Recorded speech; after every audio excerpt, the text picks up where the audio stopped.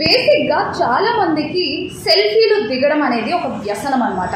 ఏం చేసినా ఏం చేస్తున్నా ఒక సెల్ఫీ దిగి పెట్టుకుంటూ ఉంటారు. అయితే ఇలా సరదాగా దిగే సెల్ఫీలతో ఎంత ప్రమాదం పొంచి ఉందో అన్న విషయం మీకు తెలుసా?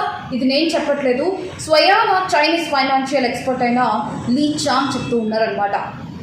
సో ఇక్కడ టెక్నాలజీ విపరీతంగా పెరిగింది ఈ మధ్యకాలంలో.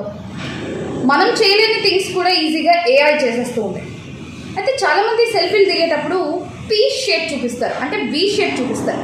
ఇలా ఫోటోలు దిగడం వల్ల మీ యొక్క ఫింగర్ ప్రింట్స్ని ఎక్స్ట్రాక్ట్ చేయొచ్చు అన్న విషయం మీకు తెలుసా? ఆశ్చర్యపోకండి, ఇది పాసిబుల్ అయ్యే థింగే. సో మనం ఫోటోలు దిగేటప్పుడు ఒక 1.5 మీటర్ వరకు మనం కెమెరా పెట్టి ఫింగర్ చూపిస్తూ సెల్ఫీ దిగామనుకోండి, ఏఐ టూల్ ద్వారా మీ ఫింగర్ ప్రింట్స్ని ఈజీగా ఎక్స్ట్రాక్ట్ చేయవచ్చు అనమాట.